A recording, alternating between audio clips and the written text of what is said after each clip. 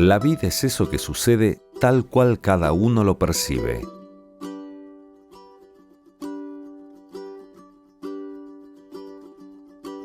Los hechos son objetivos hasta que pasan por una mirada.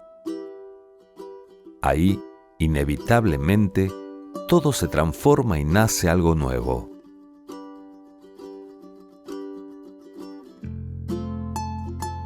Creo en la sutileza que dan los años, para empezar a vivir en la calma de saber que no hay apuro, porque el tiempo es solo una medida que no entiende de otras cosas. Ya no hay timones para direccionar destinos, ni distintos destinos que nos hagan cambiar. Hay una brújula natural que nos lleva siempre por el lugar que tiene que ser.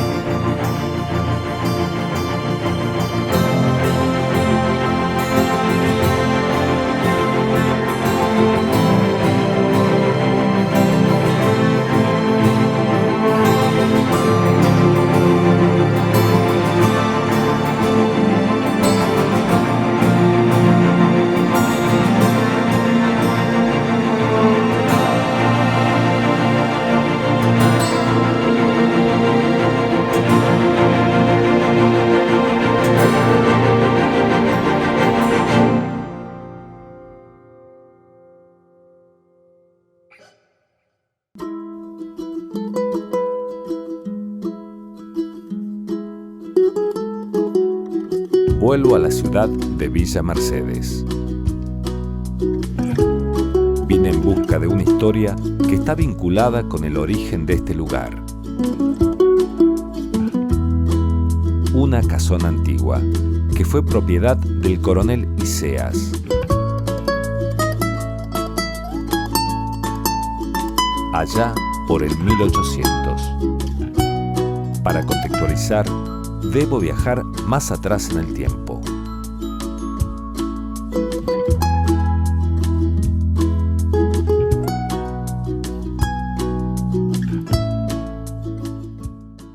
Pablo, ¿por dónde empezamos para conocer el origen de Villa Mercedes? Creo que lo mejor es situar la comarca.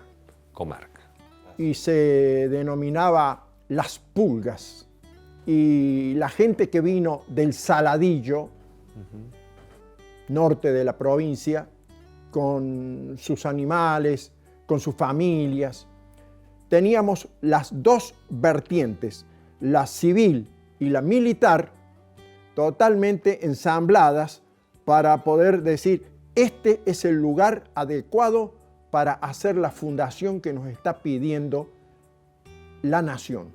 ¿Por qué pedía la nación a la fundación? Porque teníamos la frontera sur sin delinear y entonces los primeros dueños de estas tierras lógicamente avanzaban, cruzaban el río Quinto y conseguían a veces lo que necesitaban más allá del curso superficial de agua que era el río. Ajá.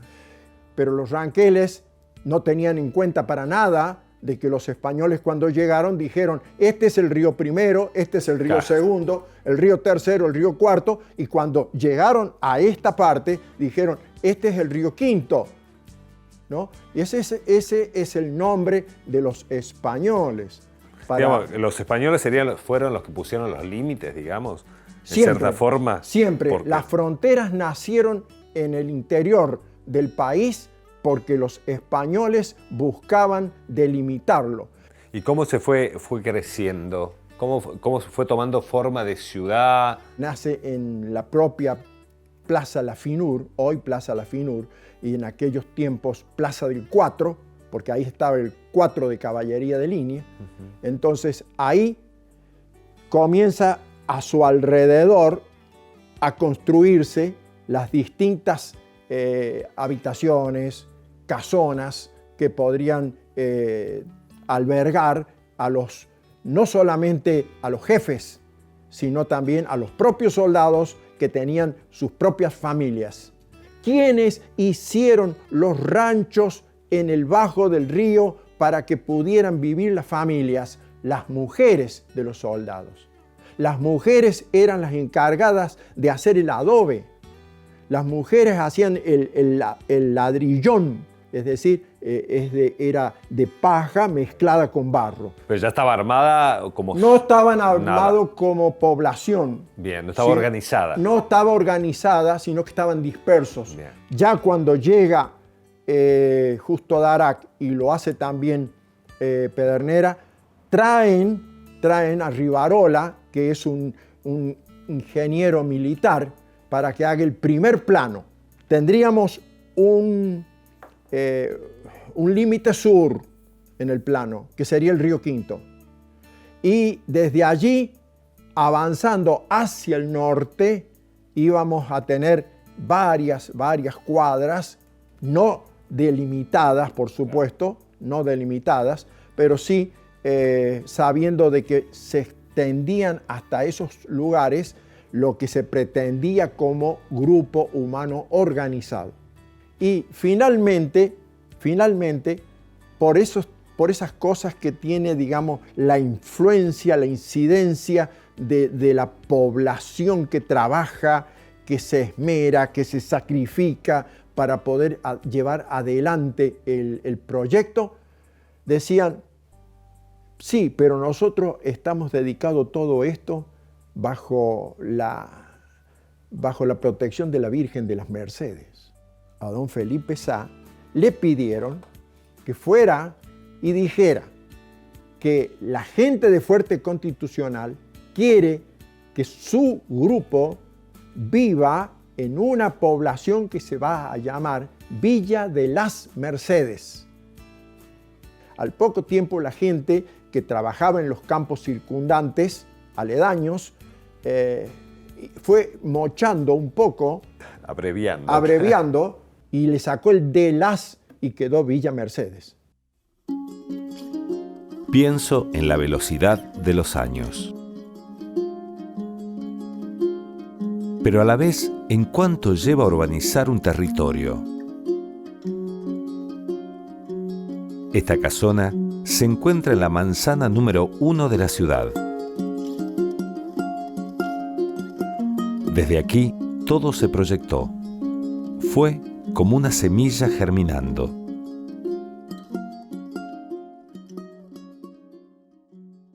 ¿Me puedes comentar un poquito cómo se fue formando el urbanismo de Villa Mercedes? ¿Por dónde empiezo para saber? Villa Mercedes se funda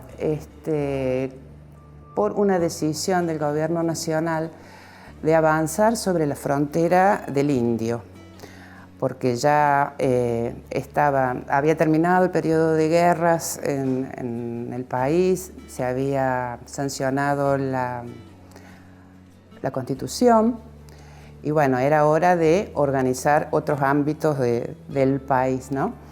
Expandir las fronteras significaba meterse en territorio indio o desplazar a los indios y darle seguridad a esa economía naciente, ¿no es cierto? Imagínate que en ese momento la vía de comunicación y comercio era el antiguo Camino Real, que pasaba por El Morro, Achiras, El Morro, Portezuelo, llegaba a San Luis y cruzaba hasta Chile, que comunicaba países, o sea, comunicó a la colonia y luego siguió comunicando las capitales de provincia. Entonces significaba 50 kilómetros más en territorio indígena. Bueno, se eligió el lugar al lado del río Popopis, llamada por los indios de esa manera. Popopis era una india que con sus lágrimas de amor lo construyó al río. Qué poético. Sí, es una historia bonita. Bueno, la necesidad de agua siempre fue fundamental para toda fundación y en un lugar alto, en una barranca, para tener cierta seguridad y cierta visión por el ataque de los malones. Y se fundó a la manera de Indias, un damero, una cuadrícula que se venía usando desde el tiempo de los romanos, la tomaron los españoles, se repitió en toda América, y porque era muy funcional.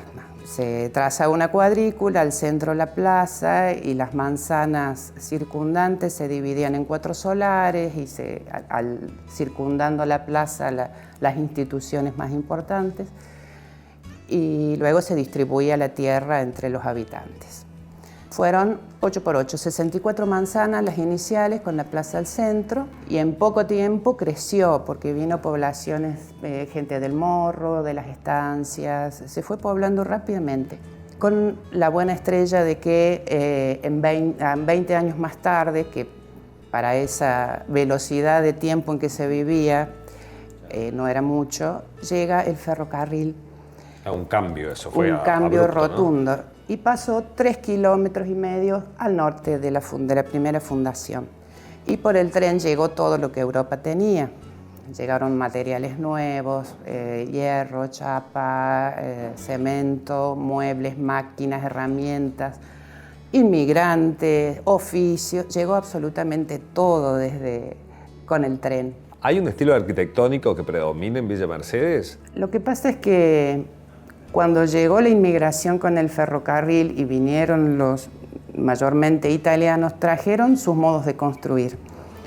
Entonces la vivienda fue la vivienda italianizante, que es la vivienda chorizo, que es una habitación al lado de un zaguán con 2 habitaciones y una sucesión de habitaciones hacia el fondo, cerrando un patio social y otros patios atrás, que sería la mitad de una vivienda colonial.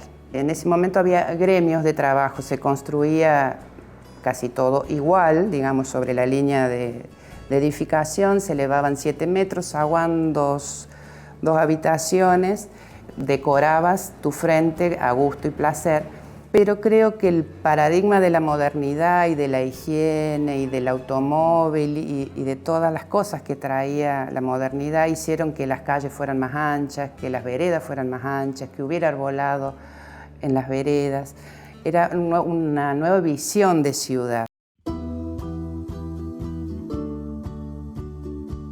Estoy constantemente analizando la historia, quizás impulsado por la necesidad de la condición humana de entender. Mucho de lo que pasó sirve para comprender parte de lo que nos rodea. Se trata de ir hilando con la paciencia heredada del uso y su ritual metódico.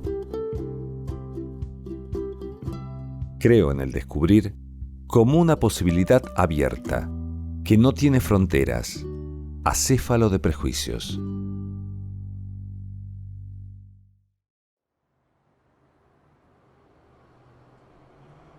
Sigo recorriendo las calles de Villa Mercedes. Con su trazado donde convive lo antiguo y lo nuevo, como parte de una misma escena. Esta manzana fundacional tiene la mística que suelen dar los comienzos. Todas las construcciones cercanas guardan cierta limpieza en su arquitectura, como así también la historia que se les asigna.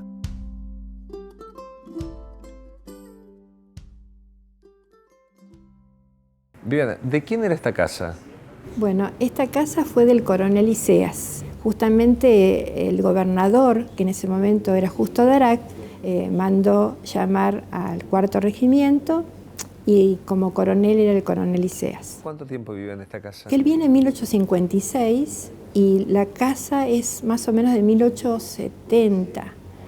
O sea que él primero hicieron algo para poder estar, para poder vivir con los soldados, pero la construcción en sí de esta vivienda la hizo en 1870. Igual esta casa no era así como está ahora, ¿no? La vivienda en sí intacta es la que está en Potosí 111, donde está en perfectas condiciones en este momento, pero es intacta de como era en su origen. En 1930 se construye otra vivienda, otro sector. En cuanto al arquitectónico, ¿no? Me decías que hay dos partes la casa. ¿El estilo es el mismo o va cambiando? Hay mucha diferencia porque ya marca como un estilo neoclásico. Ya vemos que ya viene el auto porque tiene garage, un altillo, el negocio de la esquina, o sea que ya tiene también incluso molduras. Vas a ver que en la esquina hay un peraltamiento en la parte donde entras por la puerta principal, tiene ya un estilo marcado. En cambio, el origen era más sencillo, más simple, porque en la época del Coronel Iseas se hacían con materiales del lugar, también hasta se puede ver en la parte trasera del edificio, en una parte de un sector de servicio, donde los troncos están naturales, o sea, son rollos donde sostienen el techo y es la parte que se ven los tirantes de madera naturales, y en cambio en la parte donde es las habitaciones más importantes tienen ya cielo raso, revestido. Además en Argentina no podemos hablar o en Villa Mercedes no podemos hablar de un estilo puro, sino que tenemos un poco de lo que me gusta a mí como arquitecto y entonces lo pongo en la fachada. Se puede ver en la esquina que hay, por ejemplo, molduras más como de Art Deco, tiene elementos de Art Deco. Y podemos decir que es ecléctica, porque tiene elementos que van sumados, pero en sí es neoclásica, ¿no? O sea que tiene una arquitectura ya más definida, no como la parte del Coronel Iseas. O sea que podés ver la historia de Villa Mercedes Sí, en una y en la otra, ¿no? Sí, lo que se ha logrado es unificar con la restauración, con un color, unificando toda la fachada. Pero no se tocó nada no se puede tocar nada, ¿no? No, Cambiar tiene una categoría bastante alta porque tiene ficha de valoración, tiene una categoría B, donde se tiene que conservar el estilo y el origen. O sea que no se ha tocado nada, no solamente de la fachada, sino que del interior tampoco. Lo único que sí se les ha permitido hacer es hacer arcadas de unificación de los espacios. Hablabas que la construcción era simple, ¿no? Para la época, pero asimismo esa simpleza en la época debe haber sido muy imponente, ¿no? Muy importante para Villa Mercedes, ¿no? Sí, uno la ve que realmente cuando uno ve la planta del edificio es bastante amplia, muy grande, con un patio muy grande en el centro, que justamente es lo que se llama la tipología claustro, y después se ha subdividido, pero para la época era muy importante, porque esta propiedad, por ejemplo, de la esquina, está revocada con un revoque París, que solamente la gente pudiente podía hacerlo, ¿no? Y aparte la casa original de Coronel Iseas también estaba revocada. O sea que realmente Te habla de un estilo de vida. Claro, en esa época era importante. En la actualidad, en este lugar funciona un bar. Jacquelina y su familia fueron los encargados de restaurar y dar memoria a estos muros. Con mucho respeto y cuidado por su historia, ellos supieron revivir la llama que guarda el tiempo. Jacquelina, ¿cómo te vinculaste con la casa? Acá en su tiempo fue una casa de compra y venta y una carpintería para la parte más del fondo. Y bueno, una vez que se fueron la gente, que ya dejaron de atender los negocios que tenían, la casa quedó abandonada.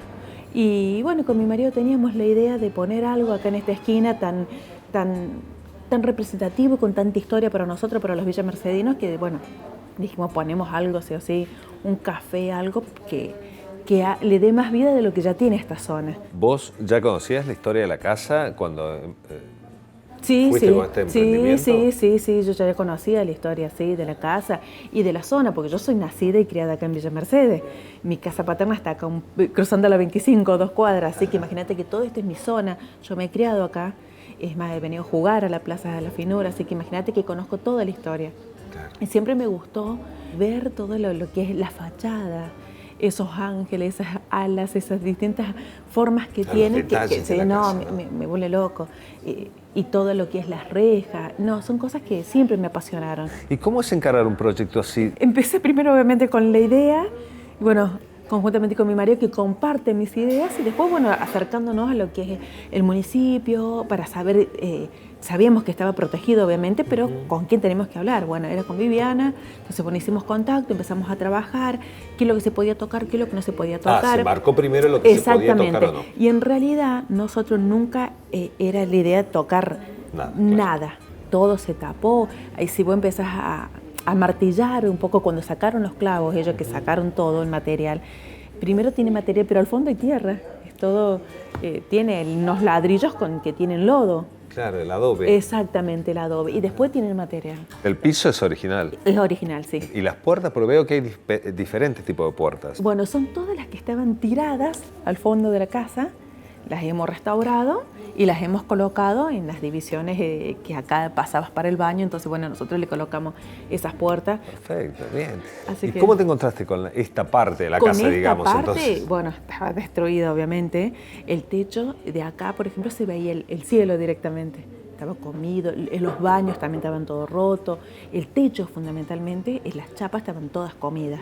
Por obviamente el desgaste del tiempo y el no cuidado. Es más, los techos, este techo, que nosotros hicimos este techo, pero había otro que era de material, estaba todo caído. ¿Y terminaron de restaurar todo o te quedan cositas pendientes? No, quedan cositas pendientes. Hay una parte de la casa que nos quisiéramos hacer otra cosa, pero bueno, obviamente hay que esperar, recuperar. Mucho trabajo. Esto lo hicimos con mi marido, todo obviamente acompañado con unos arquitectos que nos acompañaron, aparte de Viviana, Edith Guerci es nuestra arquitecta que también nos acompañó en esto.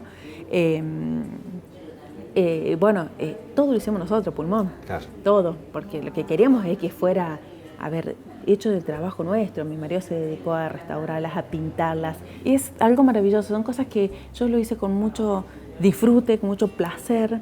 Entonces cuidamos cada detalle. Fíjate que las persianas son las originales, la cadena es original, no la tapamos. Claro, que se vea. Que se vea, porque es lo de la casa. Entonces nada de eso. Es el espíritu de la casa. Tal cual. Y es el espíritu nuestro también, era mantener tal cual como estaba. En cierta forma sos guardiana de la historia acá, ¿no? Sí, una cosa sería así. Como sí, te pongo ese menos. nombre, guardiana de la historia. Sí. ¿Qué se siente tener esa responsabilidad? Y se siente con mucho orgullo, mucha responsabilidad, el cuidar la historia, el protegerla.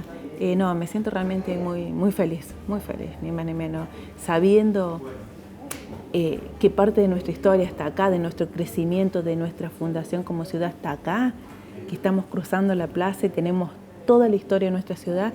Me siento realmente muy feliz.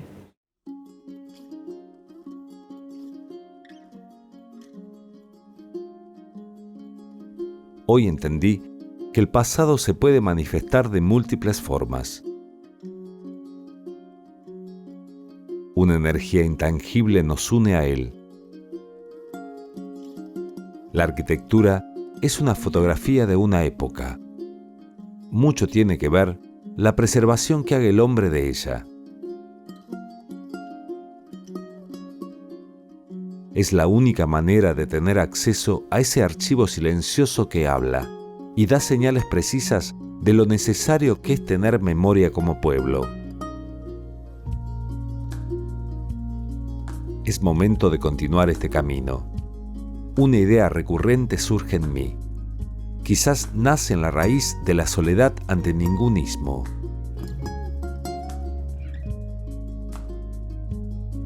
Hagas lo que hagas, nunca tendrás el control. Solo es cuestión de dejarse llevar.